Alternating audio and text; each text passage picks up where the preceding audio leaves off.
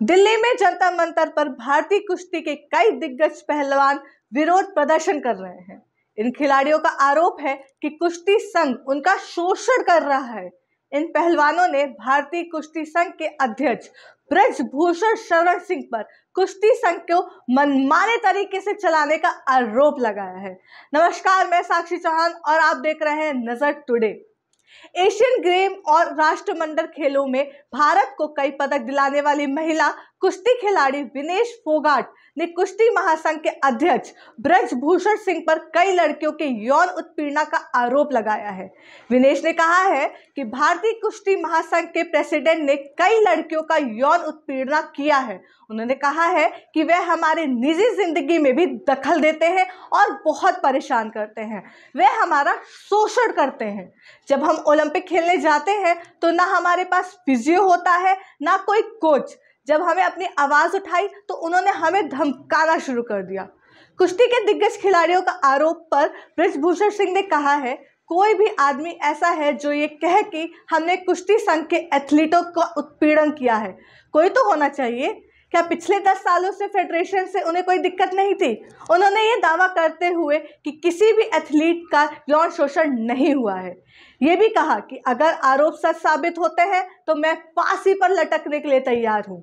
इस मामले में खेल मंत्रालय ने भारतीय कुश्ती महासंघ से स्पष्टीकरण मांग की है। मंत्रालय ने कुश्ती महासंघ के 72 घंटे के भीतर जवाब देने का निर्देश दिया है। इस बीच रेसलर दिव्या काकरान ने ट्वीट कर कहा है, माननीय कुश्ती संघ के अध्यक्ष श्री ब्रजभूषण शरण सिंह जी पर लगे आरोप गलत है।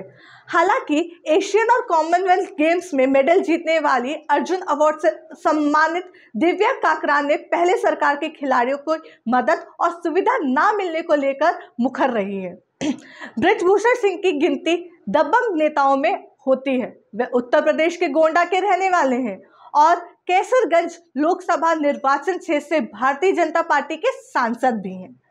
छात्र जीवन से ही राजनीतिक तौर पर बेहद सक्रिय रहे हैं। ब्रजभूषण शरण सिंह का युवा जीवन अयोध्या के अखाड़ों में गुजरा। पहलवान के तौर पर वे खुद को शक्तिशाली कहते हैं। कॉलेज के दौर में ही वे छात्र संघ के अध्यक्ष चुने गए और यहाँ शुरू हुआ उनका सक्रिय राजनीतिक जीवन। 1991 में पहली बार लोकसभा के लिए चुने जाने वाले ब्रजभूषण सिंह 1999, 2004, 2009, 2014 और 2019 में भी लोकसभा के लिए चुने गए। कुल मिलाकर वे 6 बार लोकसभा के लिए चुने जा चुके हैं। ब्रजभूषण सिंह 2011 में ही कुश्ती महासंघ के अध्यक्ष भी रहे। 2019 में वे कुश्ती महासंघ के तीसरी बार अध्यक्ष चुने गए थे। 1998 में वे बीजेपी से जुड़े और फिर पहली बार 1991 में रिकॉर्ड मतों से सांसद बने। हालांकि भारतीय जनता पार्टी के साथ मतभेद के चलते उन्हें पार्टी छोड़ दी थी और 2009 के लोकसभा चुनाव में वे सपा के टिकट पर केसरगंज से जीते थे। इसके बाद वे एक बार फिर 2014 के लोकसभा से पहली बार बीजेपी में शामिल हो गए। बाद के वर्षों में ब्रजभूषण शरण सिंह का प्रभुत्व गोंडा के साथ साथ बलरामपुर, अयोध्या और आसपास के जिलों में बढ़ता गया और वे 1999 के बाद अब तक एक भी चुनाव नहीं हारे हैं। ब्रजभूषण शरण सिंह के बेटे प्रदीप भूषण भी राजनीति में हैं। प्रदीप गोंडा से बीजेपी विधायक हैं। अपनी बेबाकी के लिए हमेशा सुर्खियों में बने रहने वाले ब्रजभूषण सिंह खुद अपनी पार्टी को भी निशाने पर ले चुके हैं।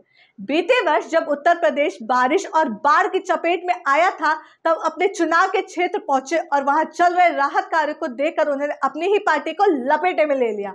उन्होंने तब कहा कि पहले कोई भी सरकार होती थी, बाढ़ के पहले एक बैठक होती थी। हमको नहीं लगता है कि कोई तैयारी की बैठक हुई है और लोग भगवान के भरोसे हैं। सांसद ने यह भी कहा, बाढ़ से राहत के लिए ऐसी खराब व्यवस्था मैंने अपने जीवन में कभी नहीं देखी है। अफसोस यह है कि हम लोग रो भी नहीं सकते। अपने भाव को व्यक्त करते हुए, चाहे राष्ट्रीय स्तर टूर्नामेंट हो या अंतर्राष्ट्रीय, चाहे सीनियर टूर्नामेंट हो या जूनियर, भारतीय कुश्ती महासंघ के अध्यक्ष बनाए जाने वाले ब्रजभूषण शरण सिंह हर मंच के एक प्रशासक रूप में हमेशा दिखते रहे हैं। अपने हाथ में माइक्रोफोन लेकर वे अक्सर रेफरी को सलाह देते भी दिखते हैं, तो कभी जजों को रूल बुक समझाते भी नजर आते हैं। ये ब्रजभूषण सिंह ही हैं जिन्होंने अपनी कुश्ती में अनुबंध व्यवस्था यानी कॉन्टैक्ट सिस्टम की शुरुआत की थी। 2018 में लागू की गई इस व्यवस्था के तहत खिलाड़ियों को अलग अलग ग्रेड में रखे हुए 1 साल के अनुबंध दिया जाता था। इस व्यवस्था के तहत ग्रेड ए के खिलाड़ी को 30 लाख रुपए, ग्रेड बी के खिलाड़ी को 20 लाख रुपए, ग्रेड सी के पहलवानों को 10 लाख रुपए और ग्रेड डी में 5 लाख रुपए देने का प्रावधान किया गया। पहली बार जब यह व्यवस्था लागू की गई तब ग्रेड ए में बजरंग पुनिया, विनेश फोगाट और पूजा डांडा को रखा गया था। वहीं ग्रेड बी में सुशील कुमार और साक्षी मिलन, जबकि ग्रेड सी में रितु फोगाट और दिव्या काकरान जैसे खिलाड़ियों को रखा गया था। ब्रजभूषण शरण सिंह बहराइच, गोंडा, बलरामपुर, अयोध्या और श्रीवस्ती के 50 से अधिक शिक्षा संस्थानों से भी जुड़े हुए हैं। ब्रजभूषण सिंह के राजनीतिक करियर के दौरान मंत्री ना बनने का भी कसक है। बीते साल एक कार्यक्रम के दौरान उनका यह दर्द छलक गया था। तब उन्होंने कहा था कि हमको मंत्री बनने का लिखा नहीं है, मेरे हाथों में ये रेखा है ही नहीं, वो तो केवल शास्त्री जी के लिए है।